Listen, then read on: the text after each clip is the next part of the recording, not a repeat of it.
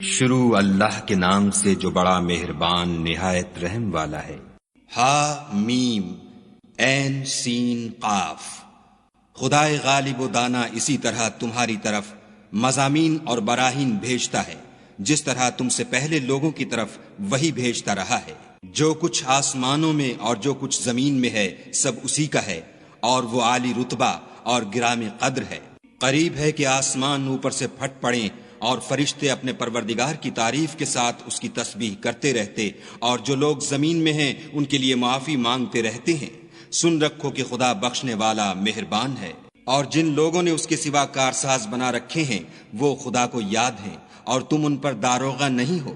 اور اسی طرح تمہارے پاس قرآن عربی بھیجا ہے تاکہ تم بڑے گاؤں یعنی مکے کے رہنے والوں کو اور جو لوگ اس کے ارد گرد رہتے ہیں ان کو رستہ دکھاؤ، اور انہیں قیامت کے دن کا بھی جس میں کچھ شک نہیں خوف دلاؤ۔ اس روز ایک فریق بہشت میں ہوگا اور ایک فریق دوزخ میں، اور اگر خدا چاہتا تو ان کو ایک ہی جماعت کر دیتا، لیکن وہ جس کو چاہتا ہے اپنی رحمت میں داخل کر لیتا ہے، اور ظالموں کا نہ کوئی یار ہے اور نہ مددگار۔ کیا انہوں نے اس کے سوا کارساز بنائے ہیں؟ کارساز تو خدا ہی ہے، اور وہی مردوں کو زندہ کرے گا، اور وہ ہر چیز پر قدرت رکھتا ہے۔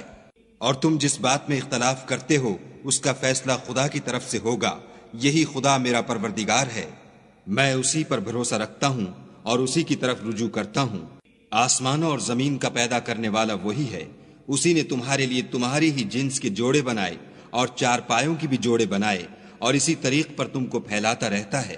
اس جیسی کوئی چیز نہیں، اور وہ سنتا دیکھتا ہے۔ آسمانوں اور زمین کی کنجیاں اسی کے ہاتھ میں ہیں، وہ جس کے لیے چاہتا ہے رزق فراخ کر دیتا ہے اور جس کے لیے چاہتا ہے تنگ کر دیتا ہے۔ بے شک وہ ہر چیز سے واقف ہے۔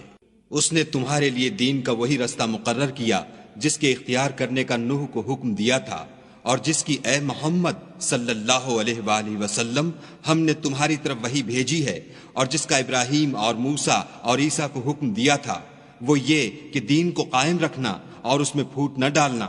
جس چیز کی طرف تم مشرکوں کو بلاتے ہو وہ ان کو دشوار گزرتی ہے۔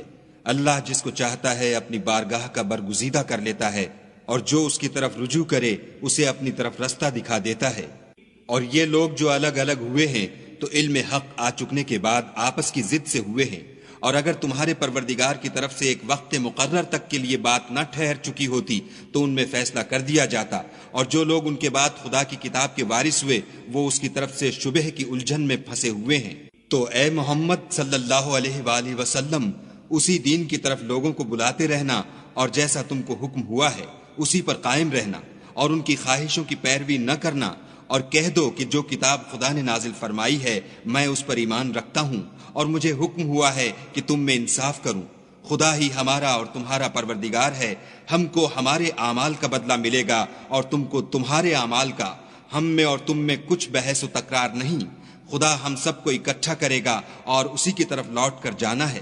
اور جو لوگ خدا کے بارے میں بعد اس کے کہ اسے مومنوں نے مان لیا ہو جھگڑتے ہیں، ان کے پروردگار کے نزدیک ان کا جھگڑا لغو ہے، اور ان پر خدا کا غضب اور ان کے لیے سخت عذاب ہے۔ خدا ہی تو ہے جس نے سچائی کے ساتھ کتاب نازل کی اور عدل و انصاف کی ترازو، اور تم کو کیا معلوم شاید قیامت قریب ہی آ پہنچی ہو۔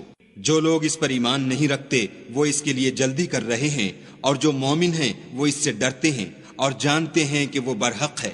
دیکھو جو لوگ قیامت میں جھگڑتے ہیں وہ پرلے درجے کی گمراہی میں ہیں۔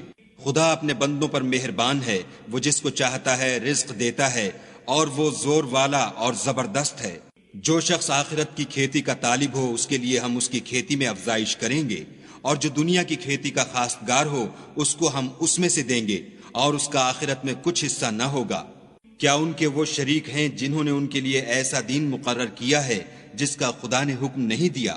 اور اگر فیصلے کے دن کا وعدہ نہ ہوتا تو ان میں فیصلہ کر دیا جاتا، اور جو ظالم ہیں ان کے لیے درد دینے والا عذاب ہے۔ تم دیکھو گے کہ ظالم اپنے اعمال کے وبال سے ڈر رہے ہوں گے، اور وہ ان پر پڑھ کر رہے گا، اور جو لوگ ایمان لائے اور نیک عمل کرتے رہے وہ بہشت کے باغوں میں ہوں گے۔